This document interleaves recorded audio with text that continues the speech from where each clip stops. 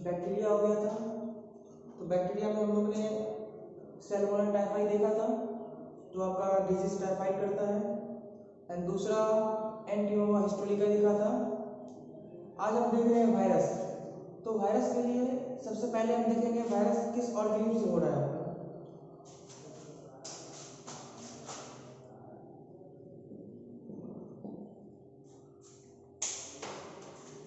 ये आपका है राइनो वायरस।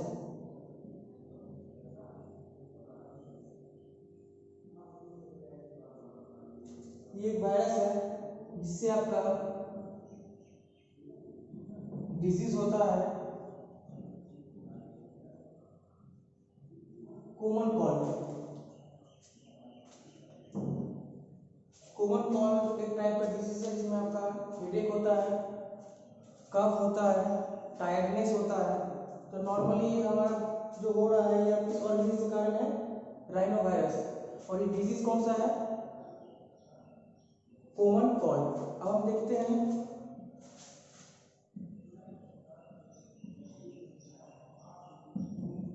सिम्टम क्या क्या है। सबसे पहले सोर थ्रोट, गला सूखना। दूसरा टायर्डनेस, फिर हेडेक, फिर कफ, फिर फीवर। तो ये आपका सिम्टम है। एंड नेक्स्ट हम देखते हैं ड्यूरेशन। ये आपका 5 to 7 डेज तक होता है। तो ये आपका वायरल डिजीज हमें जो 12th में पढ़ना है वो है सबसे पहले कौन सा ऑर्गेनिज्म से हो रहा है, राइनो वायरस। डिजीज क्या है, कॉमन कॉल्ड। और सिम्टम क्या है, तो ये बेसिकली सिम्टम है आपका। ड्यूरेशन क्या है, कितने दिन तक किया है, तो 5 to 7 डेज। अब जो हमें देखना है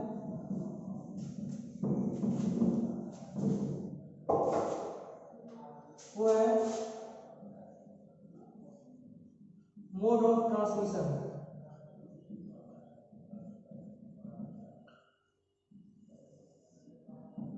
ये कैसे इन्फेक्शन एक दूसरे से फैलता है। तो पहला हो गया आपका इनहेलेशन ऑफ ड्रॉपलेट, मतलब कफ या स्नीज करने से इन्फेक्शन फैल सकते, वो आपके दूसरे पर्सन से फैल सकता है। दूसरा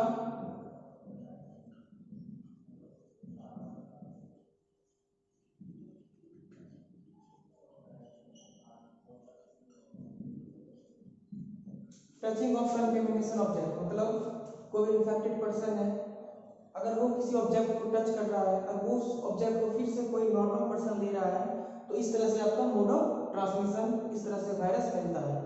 तो वायरस क्या खत्म हो गया। वायरस में हम देखते हैं सबसे पहले मोड ऑफ ट्रांसमिशन क्या है, इन्वेशन ऑफ ड्रॉपलेट। एंड दूसरा टचिंग ऑफ कंटेमिनेशन ऑब्जेक्ट। और फिर किस वायरस से हो रहा है, rhinovirus. And then disease क्या आपका, कॉमन कॉल्ड। एंड सिम्टम क्या है, टायर्डनेस हो जाता है, हेडेक हो जाता है, फीवर हो जाता है। ये सब कितने दिन तक रहता है, ड्यूरेशन क्या है, 5 to 7 डेज। तो अब हम इसके बाद देखते हैं आपका नेक्स्ट जो है आपका प्रोटोजोआ। अब हम नेक्स्ट देखते हैं, बैक्टीरिया हो गया हमारा, वायरस हो गया। अब नेक्स्ट है आपका प्रोटोजोआ। तो प्रोटोजोआ में जो आपका सबसे पहले पढ़ना है हमें वो है आपका प्लाज्मोडियम। तो इसमें प्लाज्मोडियम पढ़ना है आपको।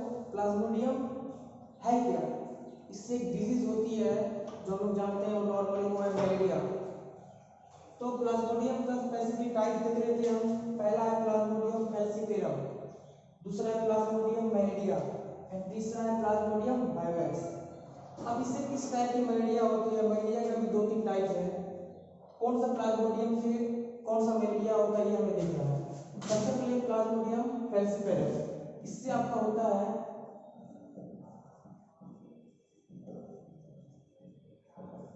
Malignant tertian malaria.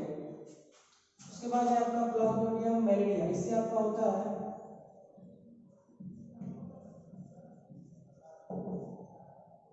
क्वाइनसियन malaria. Plasmodium vivax, इससे होता है आपका बिनाइन कैल्शियम मलेरिया। तो बेसिकली प्लाज्मोडियम आपका डिजीज मलेरिया करता है, और ये मलेरिया आपका 2-3 टाइप्स का है। सबसे पहला है प्लाज्मोडियम फैल्सिपेरम, दूसरा है प्लाज्मोडियम मलेरिया एंड तीसरा है प्लाज्मोडियम वाइवेक्स। तो इससे ये मलेरिया आपका है। अब हम देखते हैं ये कौन सा मॉस्किटो से होता है, नाम क्या है मॉस्किटो का ये देखते हैं। सबसे पहले ये आपका कैरी करता है फीमेल मॉस्किटो, जिसका नाम है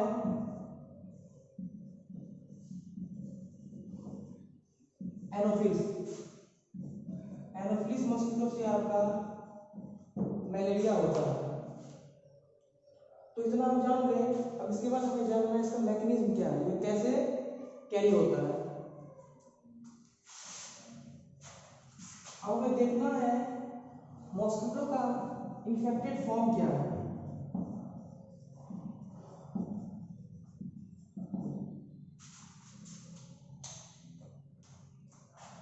ये आपका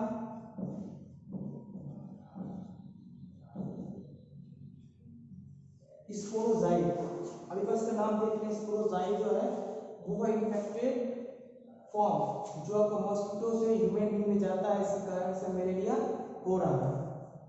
तो बेसिकली एक मैकेनिज्म देख लेते हैं, फिर आगे हम डिस्कस करेंगे उसका। बेसिक लैंग्वेज में देखते हैं। सबसे पहले कोई फीमेल एनोफिलिस मॉस्किटो आया, वो आई सबसे पहले ह्यूमन बीइंग को बाइट किया। बाइट करने के कारण ये स्पोरोजाइट उस मॉस्किटो के थ्रू, बाइटिंग के थ्रू ह्यूमन बीइंग में गया। अब ह्यूमन बीइंग में जाने के बाद वो आपके ऑर्गन में जाता है। सबसे पहले वो आपके लिवर सेल के पास गया। लिवर सेल के जाने के बाद उसको रप्चर करता है। देन फिर आरबीसी में जाता है, रेड ब्लड सेल्स, जहाँ से फिर आरबीसी को रप्चर करता है। और आरबीसी को रप्चर करने के बाद ये आपका एक टॉक्सिक सब्सटेंस रिलीज होता है, जिसको हम लोग कहते हैं हेमोजॉइड। और उसी हेमोजॉइड के कारण ये आपका चिल्स, फीवर रहता है, जो मलेरिया का सिम्टम है बेसिकली। तो ये इस तरह से आपका एनोफिलिस मॉस्किटो आपका मैकेनिज्म इस तरह से कैरी करता है। इसका 2 फॉर्म है, 2 होस्ट है इसका। एक तो इस तरह किया, और दूसरा है ये जो था आपका, वो था अगर कोई इन्फेक्टेड मॉस्किटो किसी ह्यूमन बीइंग को, नॉर्मल ह्यूमन बीइंग को काट रहा है।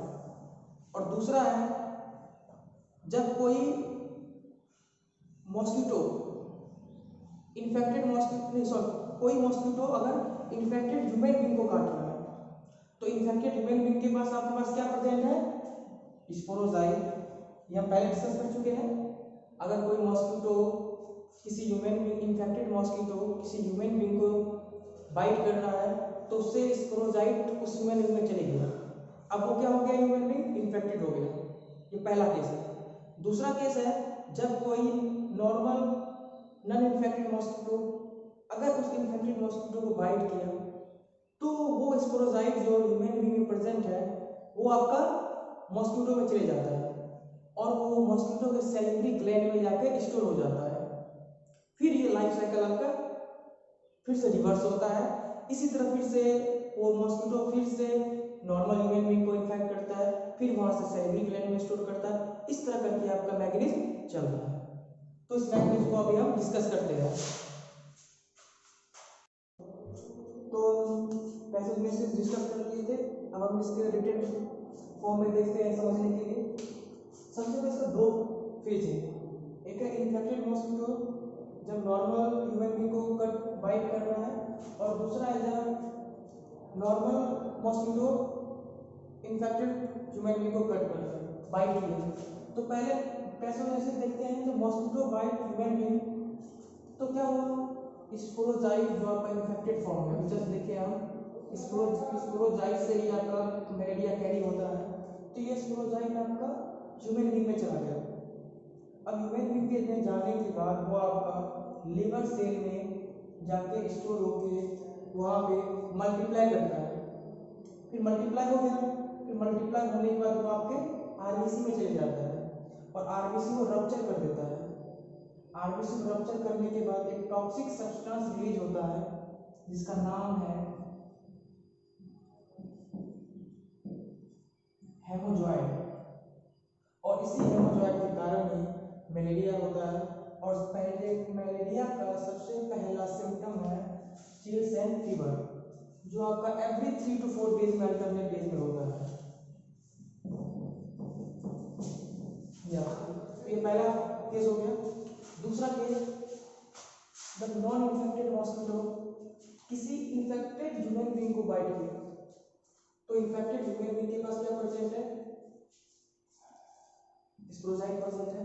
तो फिर वो स्पोरोजाइट कहाँ चले जाता है, मॉस्किटो में चले गया, और फिर मॉस्किटो में जाके वो सैलिवरी ग्लैंड में स्टोर हो गया और वहां पे जाके मल्टीप्लाई किया, और फिर मल्टीप्लाई करने के बाद फिर नॉन इन्फेक्टेड मॉस्किटो आपका इन्फेक्टेड हो गया। फिर इसी तरह साइकिल चलते रहता है, फिर किसी को ह्यूमन बीइंग को बाइट करके फिर वो नॉर्मल मॉस्किटो में आता है, फिर सैलिवरी ग्लैंड में स्टोर होता है। तो ये आपका 2 फेज है। तो बेसिकली मॉस्किटो को मलेरिया होने के लिए 2 होस्ट चाहिए, पहला है ह्यूमन बीइंग, दूसरा है खुद मलेरिया, खुद मॉस्किटो।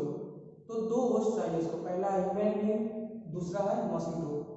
तो ये बेसिकली आपका प्रोटोजोआ था, ये आपके बेस प्लाज्मोडियम का था, मलेरिया का।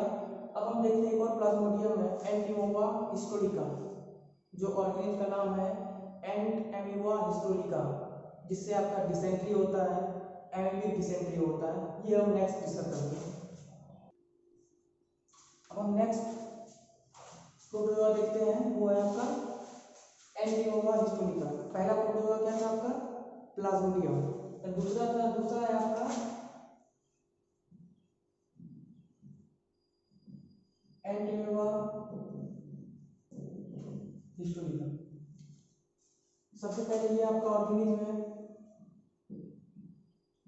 तो इससे जो डिजीज हो रहा है वो आपका है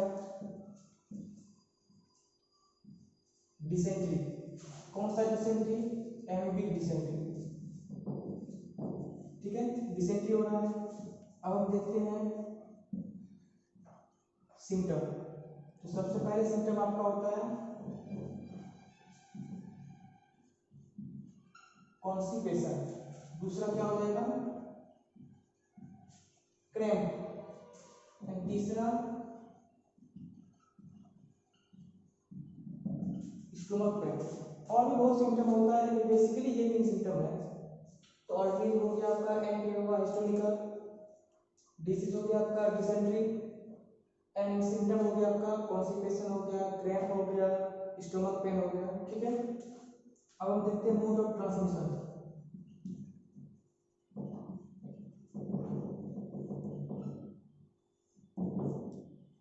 अभी जस्ट देखे थे प्लाज्मोडियम, वो आपका किससे हो रहा था, मॉस्किटो से। कौन सा, फीमेल एनोफिलिस। तो ये जो आपका है, ये आपका हाउस फ्लाई से हो रहा है, ठीक है।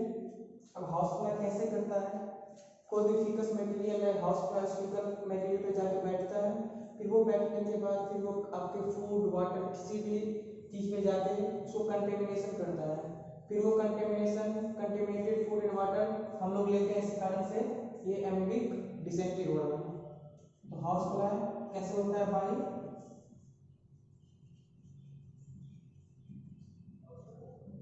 Contamination of food and water. तो आपका प्लाज्मोडियम भी खत्म हो गया। प्लाज्मोडियम में 2 पढ़े थे हम, एक है आपका प्रोटोजोआ में 2 पढ़े थे, एक है आपका प्लाज्मोडियम जो भी डिस्कस हुआ है, और दूसरा आपका एंटीमोवा हिस्टोरिका। अब आगे हम देखते हैं, वो है आपका हेलमिंथिक डिजीज।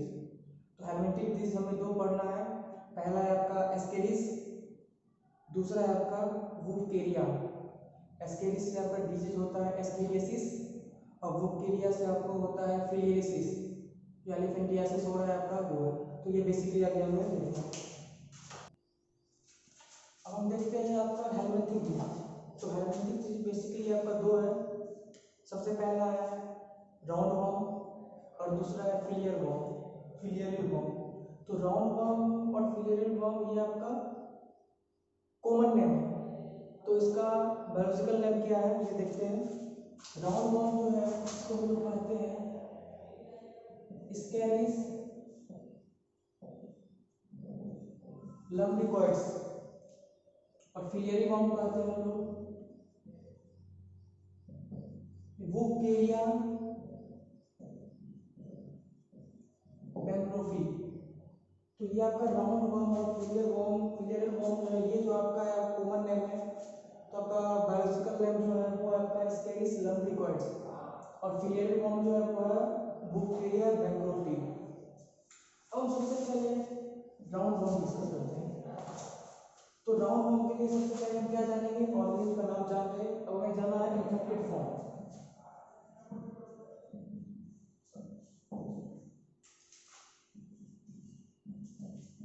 ये आपका लार्वा के थ्रू होता है। तो पूरा हम इसे बोलेंगे, बस आप लार्वा याद रखिए, थोड़ा सा ज्यादा बोल रहे हैं रैप्डी फॉर्म लार्वा। क्या हो गया, रैप्डी फॉर्म लार्वा। तो इन्फेक्टेड फॉर्म जान गए। अब हम मोड ऑफ ट्रांसमिशन देखते हैं।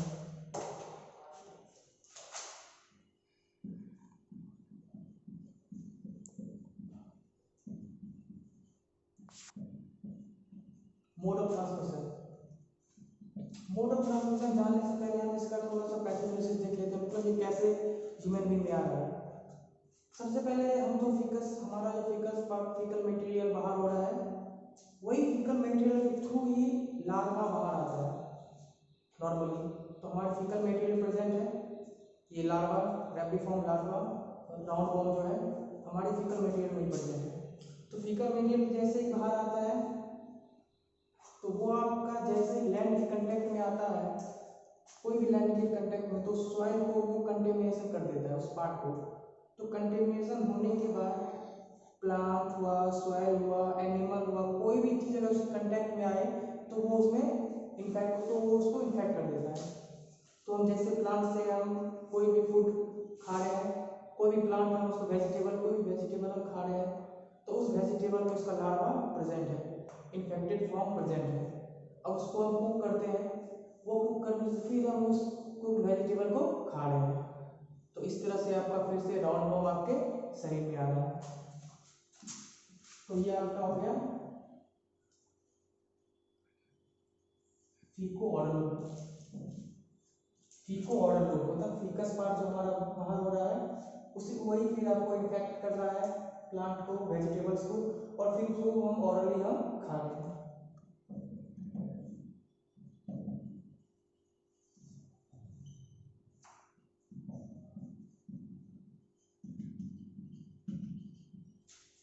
तो ये इन्फेक्ट करता है आपका सॉइल, प्लांट, एनिमल जो भी इसके कांटेक्ट में है। अब हम नेक्स्ट देखते हैं,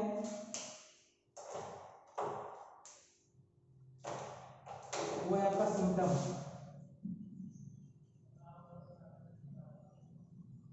सिम्टम क्या होगा, सबसे पहले आपका इंटेस्टिनल ब्लीडिंग।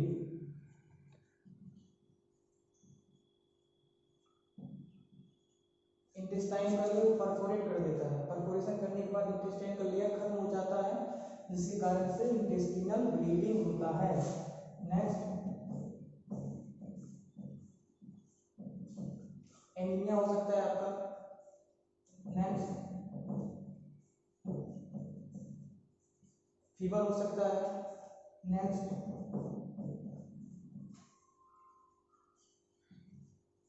परफोरेशन हो सकता है। परफोरेशन मतलब किसी भी लेयर का perforation, intestine, small intestine, large intestine, किसी भी लेयर का परफोरेशन। तो बेसिकली ये आपका सिम्टम है। अब हम नेक्स्ट देखते हैं हेलमिंथिक डिजीज, और जो आपका है फिलियरी वॉर्म। ये आपका राउंड वॉर्म क्लियर हो गया। अब जो आपका नेक्स्ट है वो है आपका बुकेरिया बैंक्रोफ्टी। तो बुकेरिया बैंक्रोफ्टी ये आपका ऑर्गेनिज्म हो गया। अब हम देखते हैं इसका, सबसे पहले हम देखते हैं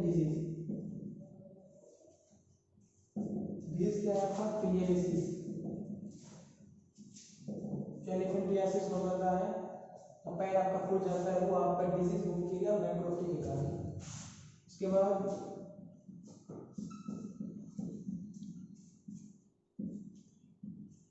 मोड ऑफ ट्रांसमिशन, ये आपका एक मॉस्किटो के काटने से होता है, इसका नाम है Culex mosquito. Culex mosquito side ये आपका स्किन के थ्रू होता है, स्किन पे कोई मॉस्किटो बाइट कर रहा है उसके थ्रू ये अंदर जा रहा है। और एक चीज देखना सबसे इम्पोर्टेंट चीज है जो बुर्केरिया बैक्टीरिया आपका हर समय लिम्फेटिक वेसल्स के थ्रू ही सप्लाई होता है, लिम्फेटिक वेसल्स के थ्रू ही एक पार्ट से दूसरे पार्ट पे जाता है। तो लिम्फेटिक वेसल्स के थ्रू जैसे गया तो नॉर्मली ये दो चीज को इन्फेक्ट करता है, दो जगह प्रेजेंट रहता है सबसे ज़्यादा। सबसे पहले आपका लोअर लेग और साथ में इंगुलर रीजन,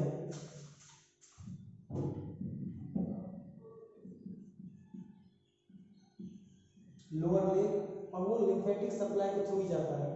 और दूसरा स्क्रोटम। तो ये आपका हेलमेंथिक गैस खत्म हो गया। हेलमेंथिक में आपका दो फॉर्म है, राउंड वॉर्म और फिलियरी वॉर्म।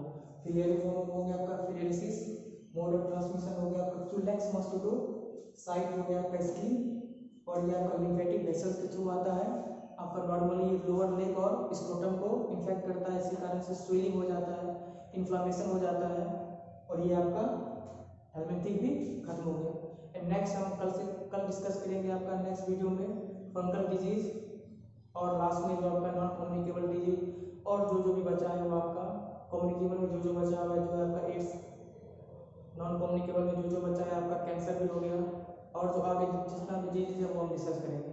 सबसे बेसिकली हम एड्स के बारे में सबसे ज़्यादा डिस्कस करेंगे, तो अगले वीडियो में देखते हैं।